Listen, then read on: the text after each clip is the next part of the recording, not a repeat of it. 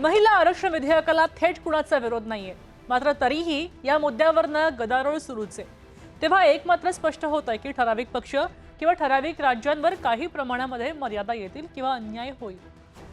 खरं तर हा फक्त राजकीय कायदा नाहीये, भारतीय लोकशाहीच्या आणि समाज व्यवस्थेच्या प्रवासातला एक महत्त्वाचा आणि मूल्याधिष्ठित टप्पा आहे। या विधेयकाचं स्वरूप, त्याचं महत्त्व आणि सध्याची गरज याची सविस्तर चर्चा आपण करणार आहोत। पण एक विशेष टिप्पणी, या विधेयकाचा महाराष्ट्रावर काय परिणाम होणार आहे यावरही आपण बोलणार आहोत। नमस्कार, मी मृगा। या भागामध्ये आपण नारी शक्ती वंदन अधिनियम कायदा काय आहे, या विधेयकाची मंजुरी 27 वर्ष का रखडली होती, अचानक त्याची अंमलबजावणी करायचा निर्णय सुद्धा का घेतला गेला आणि तो कसा इम्प्लिमेंट होणार आहे हे पाहणार आहोत।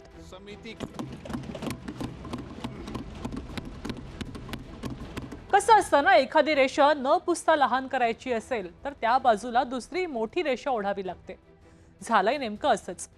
मात्र आता लहान रेषेवर गंडांतर तर येणार नाही ना, याविषयी चर्चा सुरू झाली। मोदींनी म्हटलं होतं की ज्यांनी या विधेयकाचा विरोध केलाय त्यांना आगामी काळामध्ये त्याची मोठी किंमत मोजावी लागेल। आता यावरनं वातावरण तापलं आणि मोदींच्या मते महिला सक्षमीकरणाच्या या ऐतिहासिक पावलाला विरोध करणं म्हणजे देशातल्या निम्म्या लोकसंख्येच्या महिलांच्या हक्कांना नाकारण्यासारखं आहे।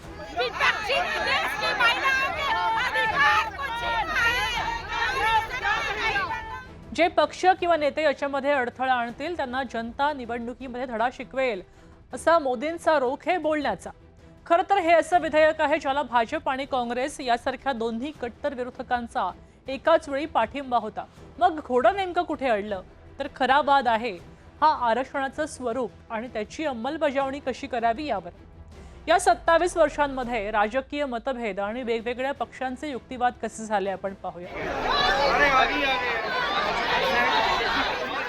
राष्ट्रीय पक्ष म्हणजे काँग्रेस, भाजप आणि डावे पक्ष यांची भूमिका काय होती, तर या पक्षांचं म्हणणं होतं की संसदेमध्ये आणि विधानसभांमध्ये महिलांसाठी सरसकट 33% आरक्षण लागू करावं। म्हणजे घटनेनुसार एससी आणि एसटी प्रवर्गासाठी आधीच आरक्षण आहे, त्यात या 33% मध्ये एससी आणि एसटी महिलांना त्यांच्या लोकसंख्येच्या प्रमाणात आपोआप आरक्षण मिळणार होतं।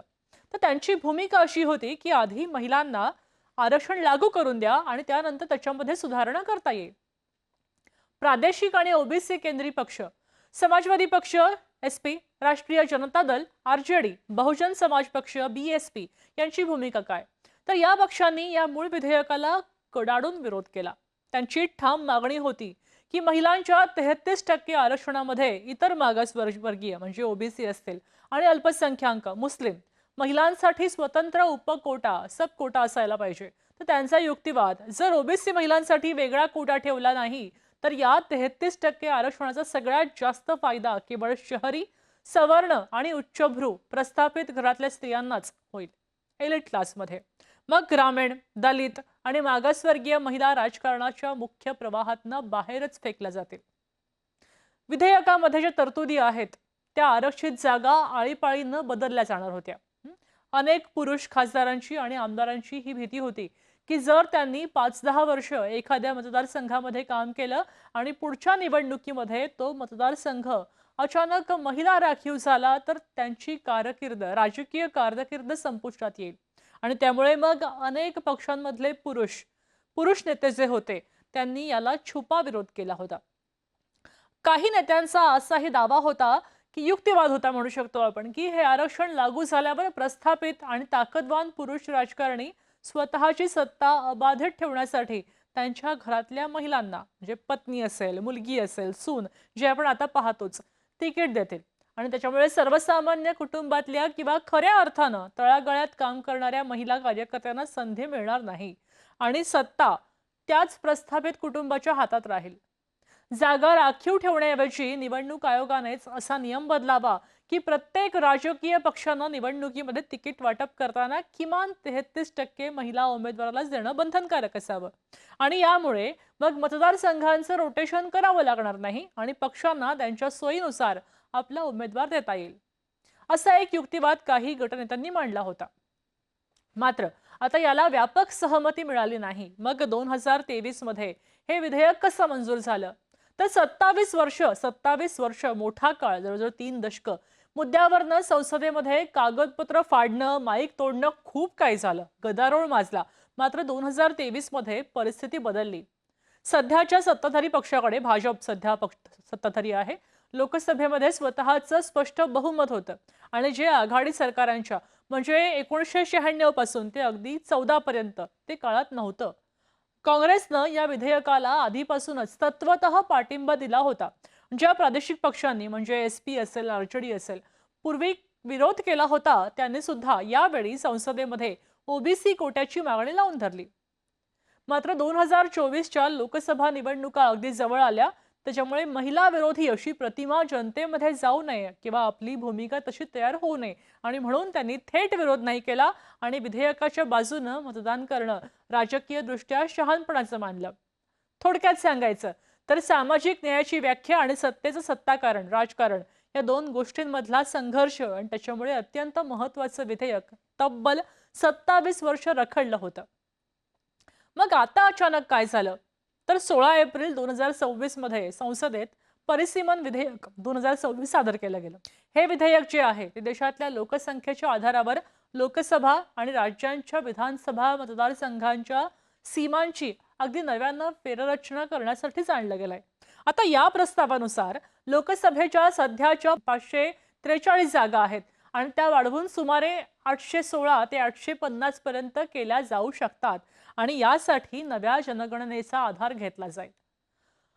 मतदारसंघांच्या सीमा नव्यानं निश्चित करण्यासाठी आणि जागांचं वाटप करण्यासाठी केंद्र सरकार एका विशेष परिसीमन आयोगाची स्थापना करेल आणि याच्यामध्ये सर्वोच्च न्यायालयाचे विद्यमान किंवा निवृत्त न्यायाधीश, मुख्य निवडणूक आयुक्त आणि संबंधित राज्यांचे निवडणूक आयुक्त किंवा इतरांचा समावेश असणार आहे. लोकसंख्येवर आधारित फेररचना केली तर लोकसंख्या नियंत्रणामध्ये यशस्वी झालेले जे देश आहेत, राज्य आहेत, दक्षिण भारतातली राज्य आहेत, त्यांच्या जागा कमी व्हायची भीती होती.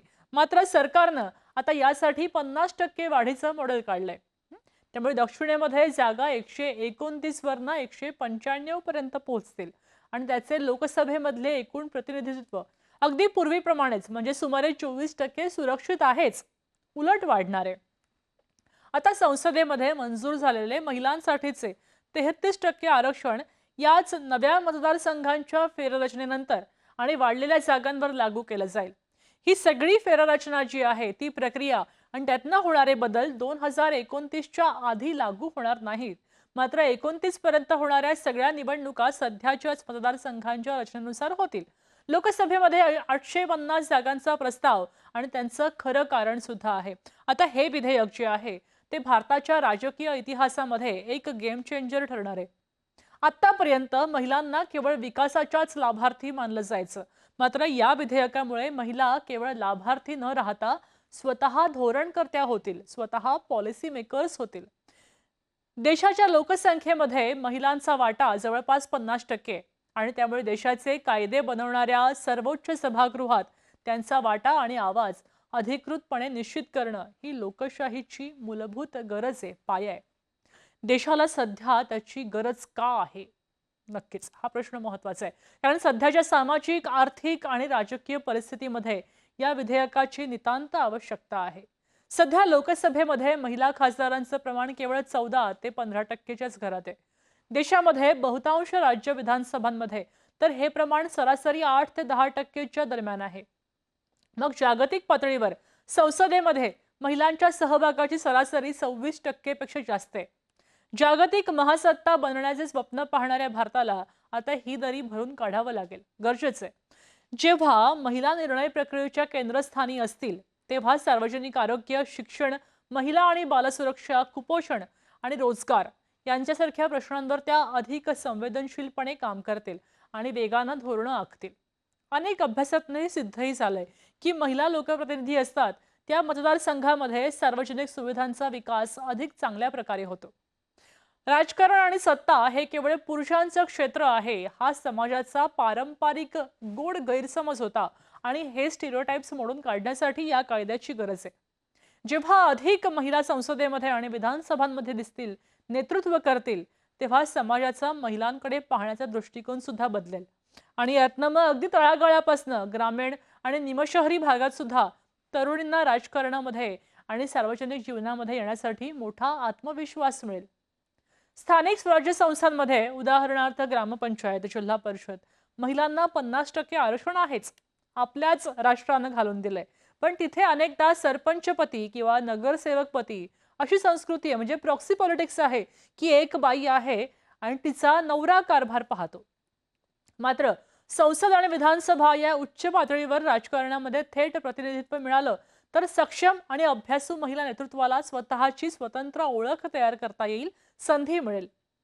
थोडक्यात अगदी सांगायचं तर भारताला एक प्रगल्भ आणि सर्वसमावेशक लोकशाही बनवण्यासाठी संसदेमध्ये केवळ महिलांची उपस्थिती नाही, तर त्यांचा आवाजही बुलंद असणं ही आजच्या काळाची सगळ्यात मोठी गरज आहे. आता हे आरक्षण नेमकं कसं असेल? तर या कायद्यानुसार लोकसभा, सगळ्या राज्यांच्या विधानसभा आणि राष्ट्रीय राजधानी क्षेत्र, दिल्लीच्या विधानसभेमध्ये महिलांसाठी 33%, 1/3 जागा राखीव ठेवल्या जातील. महिलांसाठी राखीव असलेल्या या 33% जागांपैकी काही जागा अनुसूचित असतील, एससी, आणि अनुसूचित जमाती म्हणजे एसटी या प्रगल्भातल्या महिलांसाठी राखीव असतील. म्हणजे एससी एसटी प्रगल्भासाठी आधीच आरक्षण आहे आणि त्याच्या 1/3 जागा त्या प्रगल्भातल्या महिलांसाठी असतील. आता हे आरक्षण लागू झाल्यानंतर सुरुवातीला 15 वर्षांच्या कालावधीसाठी राहील आणि त्यानंतर या आरक्षणाची मुदत वाढवायचाही अधिकार संसदेला असेल. महिलांना संसदेमध्ये आणि विधानसभांमध्ये आरक्षण द्यायचा पहिला अधिकृत प्रयत्न 1996 मध्ये HD देवेगौडा यांच्या नेतृत्वाखाली झाला होता. संयुक्त आघाडी सरकारच्या काळात झाला होता आणि त्यानंतर 1998 किंवा 99 मध्ये अटल बिहारी वाजपेयी सरकार आणि 2008 मध्ये मनमोहन सिंग सरकार मध्ये सुद्धा हे विधेयक मांडलं गेलं होतं. 2010 मध्ये हे विधेयक राज्यसभेत मंजूरही झालं होतं, पण राजकीय मतभेद होते, त्याच्यामुळे लोकसभेमध्ये ते संमत झालं नव्हतं. आता अखेर जवळपास 27 वर्षांच्या प्रदीर्घ प्रतीक्षेनंतर सप्टेंबर 2023 मध्ये 3 वर्षापूर्वी याला संसदेच्या दोन्ही सभागृहांची आणि त्यानंतर राष्ट्रपतींचीही मंजुरी मिळाली.